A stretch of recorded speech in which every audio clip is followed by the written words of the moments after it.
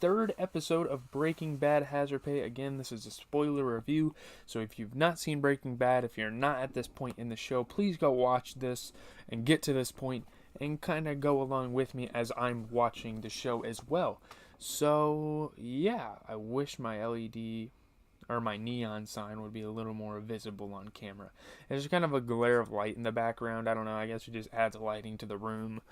We're going to go through the plot, we're going to go through the reception, what I think of the episode, and I don't know why there's like a little glare down here. It's kind of interesting. What if I do this?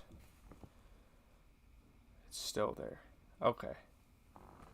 It's okay. It's alright.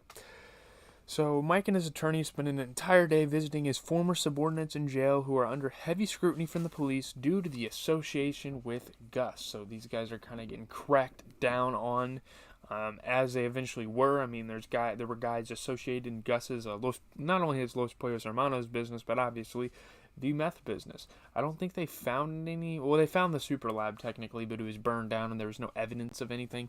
But they know, Mike reassures them they will get their compensation, they will get their pay. They might have to serve some time still, but once they're out of jail, they're going to have some money waiting for them. And it's really annoying, Mike definitely kind of annoys me in this episode because, yeah, these guys worked for Gus and they kind of helped Walt and Jesse and Mike himself get to kind of where they're at. I just don't understand why he wanted to give them such a big lump of the money. They're in jail, they're not doing anything else for the business, but yeah. While scouting for a new location for a meth laboratory, Walt proposes using a pest removal company to secretly make meth in their clients' homes. This is fucking crazy. The idea of a pest control company putting tarps over houses and like having obviously like the poisons and stuff that kill the shit, the gases that kill the pest.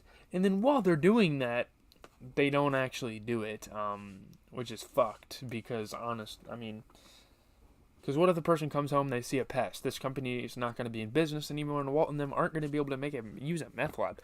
So they have this makeshift meth lab that they're moving house to house, and I'm assuming there's a good 3 or 4 day cook per house, so they get plenty of product. They probably get like 50 pounds of product per house. So there's that. Vamonos Pest, a local pest removal company, is perfect for this as the owner and his employees are already criminals. And they already take shit from people's houses that they're working on. They already have a corrupt business kind of going on of their own. So it's kind of crazy.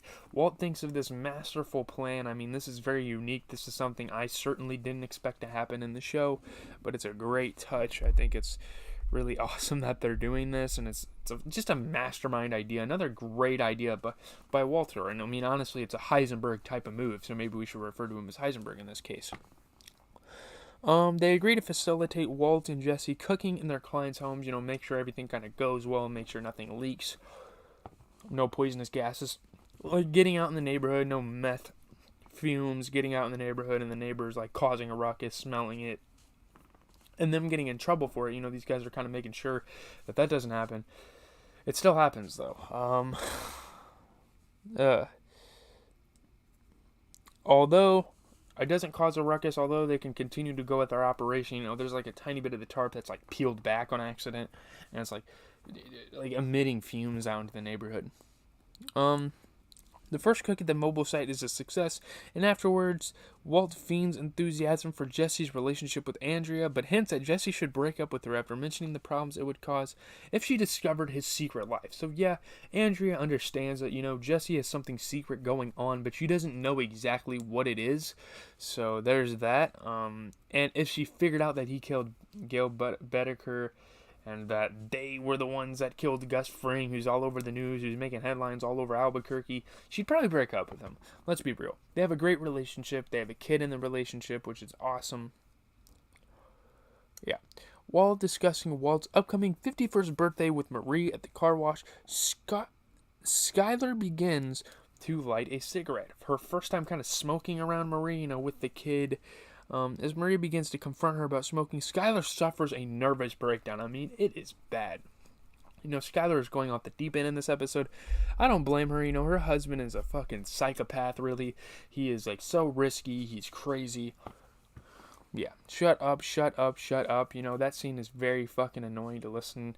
And I'm probably not going to rewatch this show, to be honest. As great as this show is, it has rewatch value for sure. There's definitely some Easter eggs. There's definitely some foreshadowing where if you see how the season ended, you're like, oh, yeah, that makes sense. But yeah, Marie confronts Walt at home about Skylar's breakdown and demands to know the truth. Marie is really annoying. She's trying to get into people's personal space. Maybe she should know she is Skylar's sister, but you guys don't live in the same household. I would just leave it be. I mean, it's not like no one's getting hurt right now. I mean, Hank did get shot, but he is good now, so I don't know. You gotta kind of be thankful for your situation. And Marie is really annoying. I don't know. Marie has annoyed me for a lot of episodes. She's a good character, obviously, because she's very caring, but she does get annoying. Walt tells her about Skylar's affair with Ted and that her breakdown was due to stress over his recent accident. So he kind of tries to cover up his meth business, his meth ventures with the whole Ted thing, which it's good. It's logical. It's a good excuse. It's not necessarily even an excuse because I think that could definitely factor into why Skylar's so upset, why she's having all these nervous breakdowns, why she kind of refuses to communicate with Walt. You know, all these things. I feel like it's very justifiable.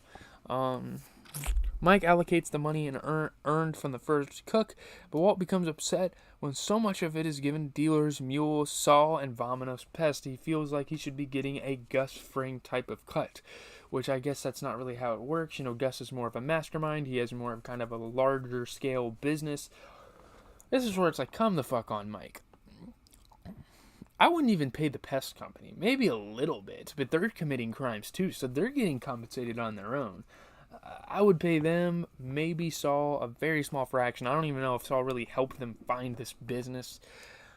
And the mules, I understand the dealers and the mule. I don't know. It's just so much of the money is going to them, and I understand why Walt is upset.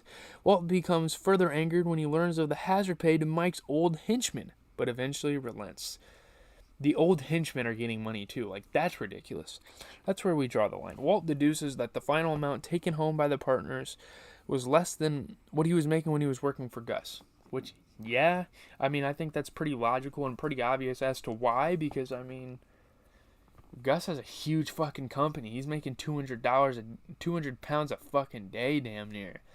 Obviously, besides if they're dealing with the cartel or if the DEA is kind of sniffing them out, they won't cook that day, but family emergencies. But other than that, like, when they were working with Gus, they made a good fucking 200 pounds a day. It's just crazy. Jesse, who reveals that he broke off the relationship with Andrea, tells Walt that he was looking at it wrong. Jesse explains to Walt that under Gus, they were employees, but as owners, they were actually making more considering the volume of output.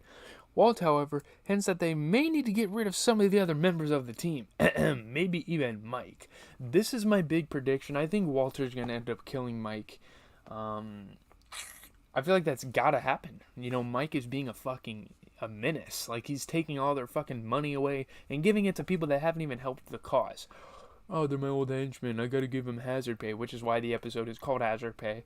It's like, dude, we don't need to compensate guys that are in jail. They're suffering from their actions. They got caught. And the fact that they didn't play as big of a role in Gus's business as, you know, Walter and Jesse, and they're getting punished, yeah, that's on them. Like, you know what I mean?